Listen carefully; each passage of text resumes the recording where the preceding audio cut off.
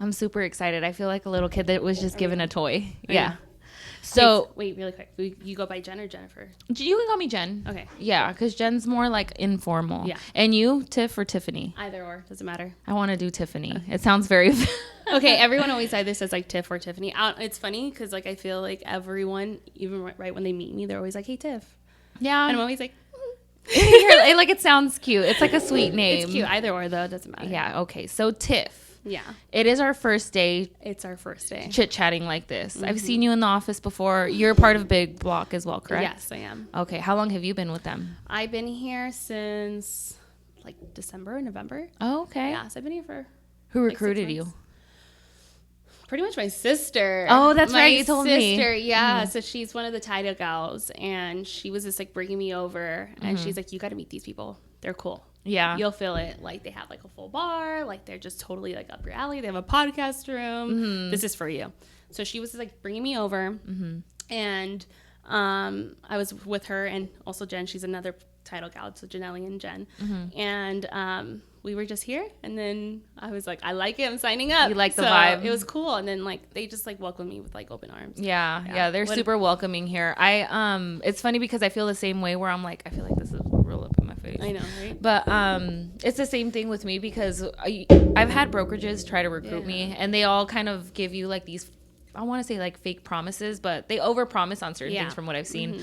But here is more so just like they, promised to deliver a certain thing, and then they did, and then they would bring me to the office, and I'm like, dude, this is such a cool vibe because in real estate you're an independent contractor, so you get to choose where you work. Yeah. So it's like you have to go where like the vibe is right, and here everybody's kind of like on the same. Yeah. There's a little bougie vibe here that I can appreciate. It's cool, and what I love about it, it's just like it's an innovative office, so like they like are always thinking about new things, especially like Chris, like he's always like coming up with like what can we do next? Yeah. And he's always like appreciates, because I come from like a design background too. Oh, nice. So like he's always like, Tiff, like let's like do this, like, oh, you should do this on that, or like I don't know, it's cool. I like it a lot. Design, how so? Like what did you do? So I do brand and web design.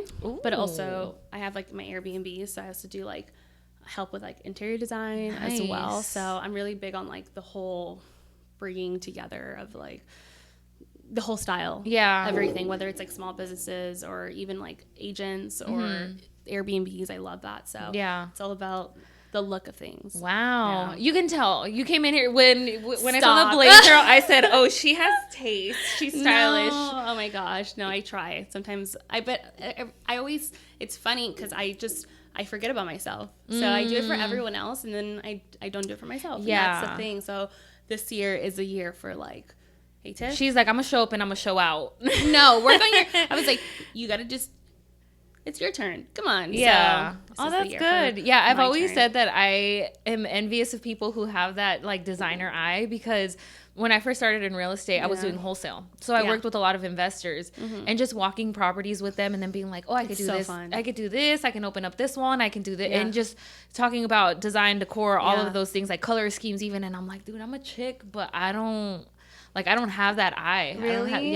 So So then I do that too with like with investors or like with the wholesale deals or the flips or anything like that. So that's like my favorite thing. It's all about seeing a property and just looking at the bones of it. You could do so much with a property. I think a lot of people don't realize that. Yeah. So I'm like, let's do a course on that. Like, let's do like a course on like walkthroughs. I was like, dude, you need to do a training here to kind of give us like some insight on how you see things and how we can utilize it. And it's like, if you just have the eye for it, or if you just have vision or an idea, you could do it. If you have like the right team behind you, good contractors, a designer, or if you have the eye yourself, then you can just do it yourself. Like honestly, as long as like the structure is good, the bones are good, you could knock down walls, you can make it look nice, some fluff.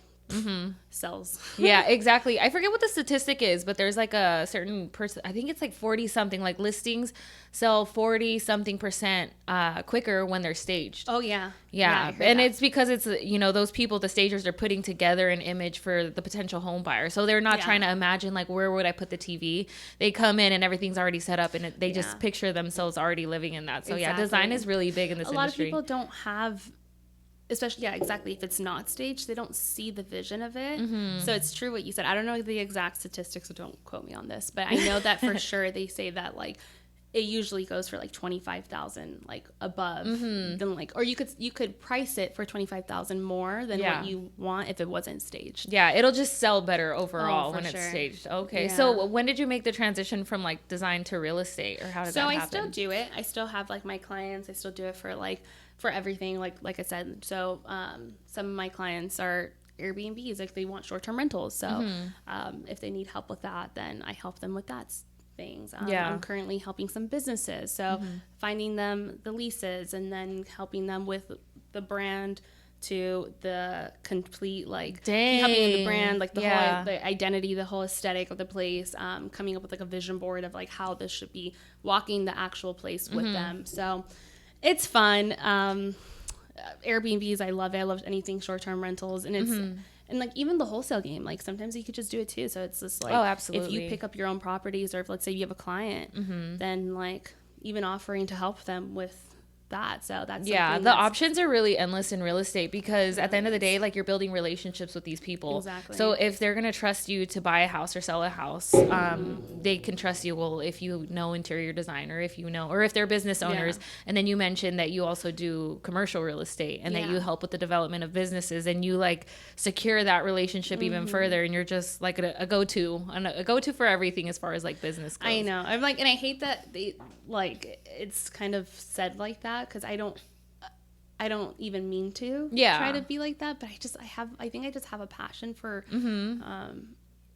seeing it executed from start to finish. Yeah, and that's good. Like, I'm like, that's not a terrible thing. I know. And it's like, it's so funny because everyone's like, oh, you have what's your niche and all this stuff, and it's like, I don't know, I just want to help. Yeah, like, and I like to do this, and I'm good at this, so if I can help you here, like, I'll do it there. That's good, though, honestly. There was a reel, a sound that it was like, I don't know what it was exactly, but it's like, I'm this, but I'm also this. Yeah. And I'm this, and I'm like, oh, I think that's me. I'm like, I'm a realtor, but I'm also a designer. Plus, I'm also like an Airbnb host and all that. So nice. That's good. It's fun. It's fun. And then right now, I haven't asked you, but we won't ask ages here, but you seem very young. So it's like to have your hands in that many different pots. Like, I'm sure, like, as your journey continues, you're going to figure out what you like the most for a period of time. And then later on, it might change to something else.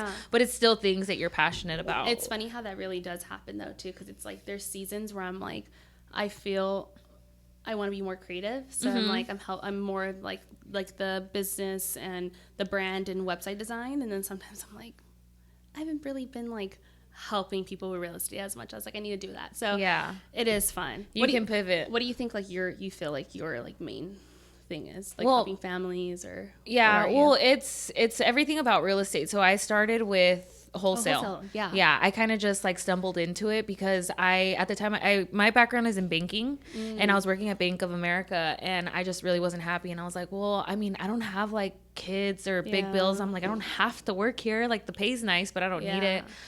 So I first left more so because of the freedom. And when my mentor encouraged me to quit Bank of America, he was like, you can come and link up with my buddy who he's doing wholesale. Like, I wish I would have known about it. And I had no idea what it was.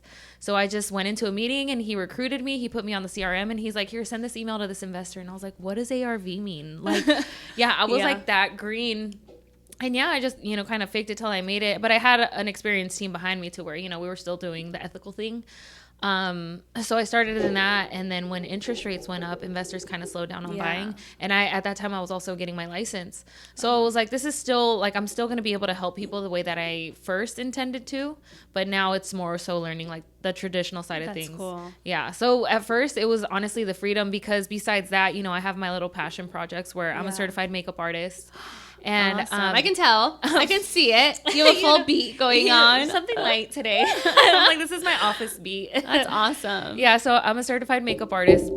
And when I tried to launch that business, it was like right before COVID hit that I got my certification. And I was doing makeup gigs, but I had a bigger vision that I wanted to do like merchandise, but not like my brand. I wanted to do, I want to still. It's like in the dream. See, yeah, you need that. You need your secondary vision. Exactly. Like, your passion. Exactly. Right, so what I want to do is like accessories that I know that I would. So one example is like when I'm driving home at night after a long day. I know my girls can relate to this, but you take your eyelashes off in the car because you're like, it's been a long day. Yes. It's too much. And I would stick them on my headboard and then they'd get ruined because of dust or, and then you couldn't reuse. So I'm like, dude, to have like a cute little pack that you have in your purse where you just put your eyelashes and then it has like a light, you can reapply, take care of your stuff. Yeah. Things like that, accessories. So smart, innovative. I try. I'm like, that. I know. It's like it isn't patented yet, but don't take the idea. I'm going to need them to cut that out. Just cut it out. That's so cool. Yeah. So things like that. But then I realized that you need to make money to build a business. And I wasn't making like great money to be able to really invest in it the way that I really needed to. So my mentor was like, use real estate as your vehicle. And I did want to help families because one of the things that I saw in the banking industry is how hard like just finances in general are for people, just like adults supporting families and how hard it could be for them to even buy a house. So just realizing that, it makes me want to help them like achieve the American dream, Oh, I love that. Yeah. So there's so many different little variables to what has me. Yeah. But one of the common things that you see like with you and I, how it's two different stories, but it's a very similar like mindset. Yeah. Definitely like coming together, helping people, or even just like showing out and just doing it.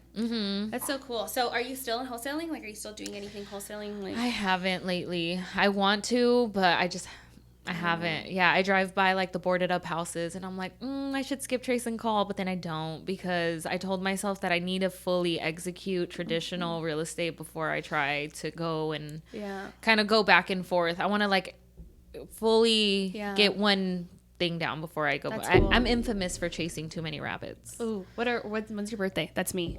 I'm like, when's your birthday? March 31st. Oh, so you're not a Pisces? No. Oh, you said March. I was like, oh, I feel you. She's all hold up.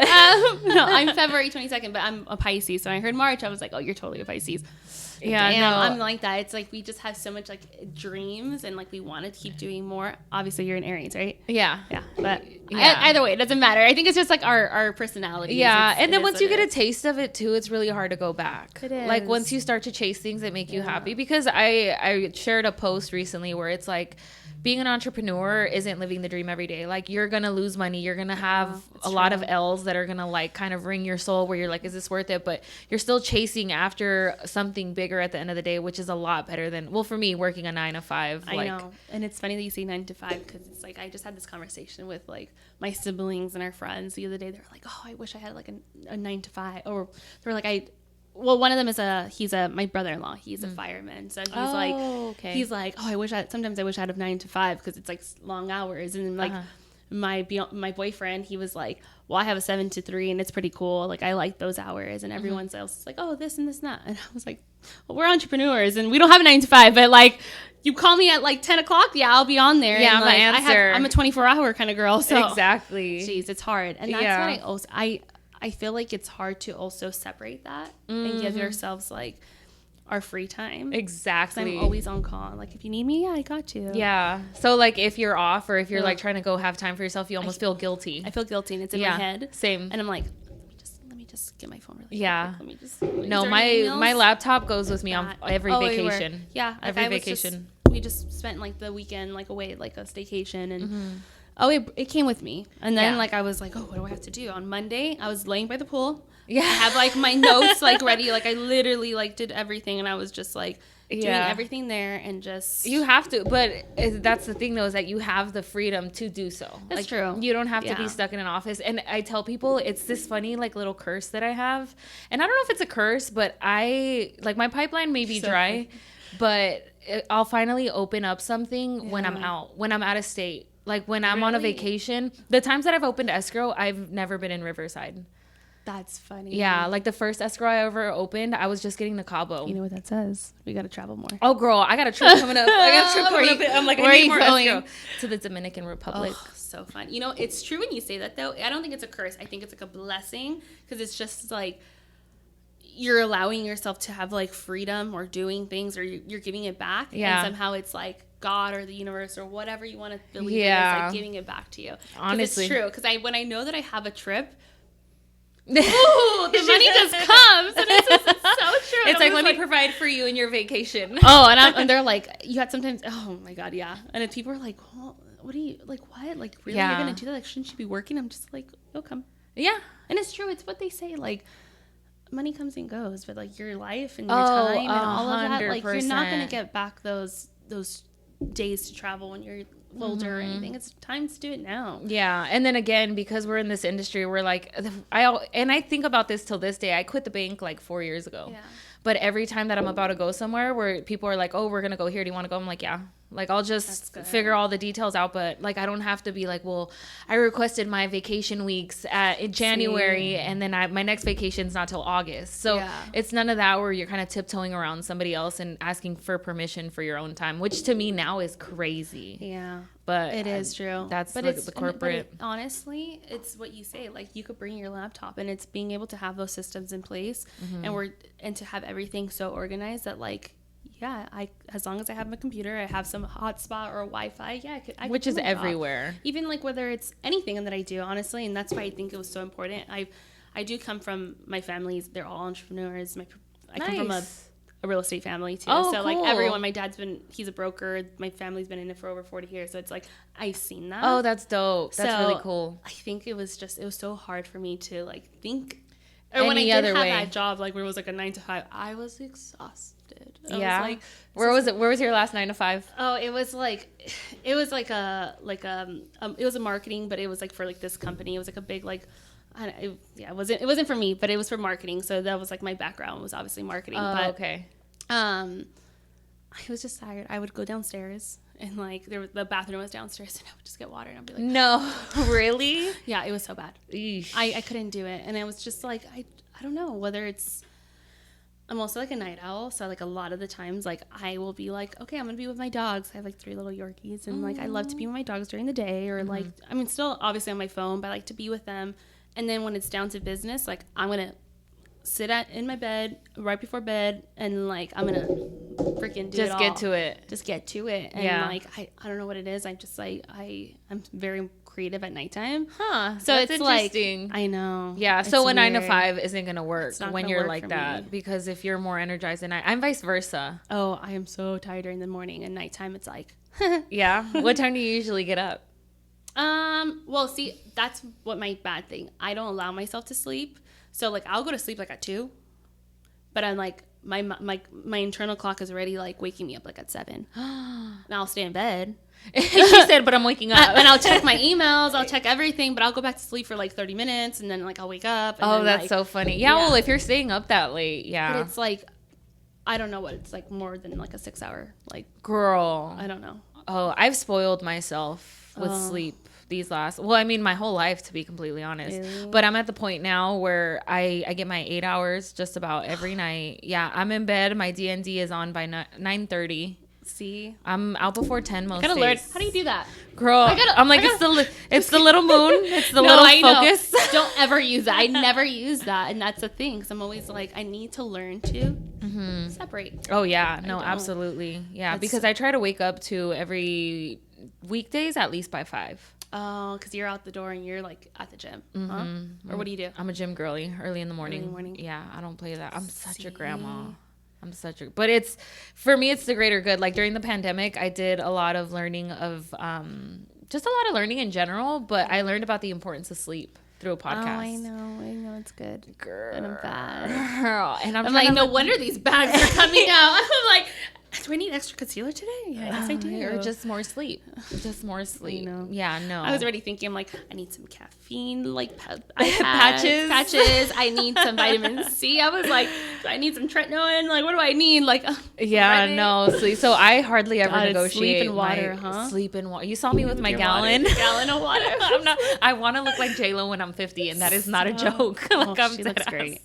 She really looks great. Yeah, so it's trying to implement that, taking care of yourself. Well, I feel like we're trying to handle all this mayhem of being an entrepreneur. Like, you got to take care of yourself. So I had to text you at 5:30 and then be like, okay, I'm up. I will be your wake up call. I'm up. I'm that annoying positive influence to people who want to. That. Yeah, that's good. Yeah, no, I'm down. If we're in the same office, girl, we could partner up. We could door knock. We could cold call. We can do it all. Let's do it. Yeah, let's do it. But I mean, Yeah, I won't be up at 5:30. She's like, don't actually call me. No, because I'm probably asleep at 2:30. So at that point, it's only 3 hours. So dang, that's crazy. It's bad. I know. Well, I'll fall I think asleep. I can understand it though, because at that time, like, the rest of the world is asleep.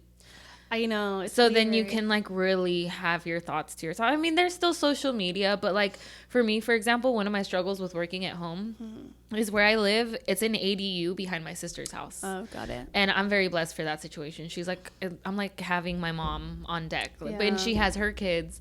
And sometimes my parents will come over, and I never lock my door. So when my parents come over, they'll just, hey, we came to visit Diana and the kids, and hey, what are you doing? And I'm like, I'm just on my computer trying to make calls, like, you know, little things here and there. But it's having like those people there next to me and just so easily accessible that like it's easy for me to get distracted. That's why I'm like, I'm gonna just come up to the office. That's good. Yeah. See, like that's me too. Cause we're a family, obviously they're all entrepreneurs. So we work out of the house like a lot. That is so all the funny. time. So did you ever like practice any real estate with your parents, like role playing or cold calling or anything like that? So I started with them. And not necessarily like cold calling or like anything like that, but I started first like when I went to school. So I went to UC Berkeley, and then during that time, like I would help them like with like assistant work or anything like while I was clerical in school. stuff, things like that. So I mean, every single day growing up, like I was like 7, 8. Every single day was just like going to the office and hearing it all. So I kind of like was already versed in like the real estate lingo and all of that, because I heard it. Like they had their Century 21 office, like they had all of that. So like I would go every single day. Like that was my thing. Like I never went to after school or anything. I went to the office. Nice. And I would pick up. I was like 10 years old, 9 years old, and I would pick me like, hi. Thank you for calling. Thank you for calling Century 21 Premier. How may I help you? I'm dead. You want Annie? Okay, 1 second. Her customer service voice was developed since 10. It was like 9. I was like 9 or 10, and I was like, hello. You're already at an advantage, because one of the things with this industry, well, just any entrepreneur based industry, is that you have to be outgoing and you have to have the confidence when you speak. That's like one of the biggest things, I think. So to have that developed from a young age, girl, I didn't develop my personality until like 6 years ago, maybe. I was an adult. You have a good personality. You have a great personality. Thank you so much. Oh my God. I worked really hard. Just kidding.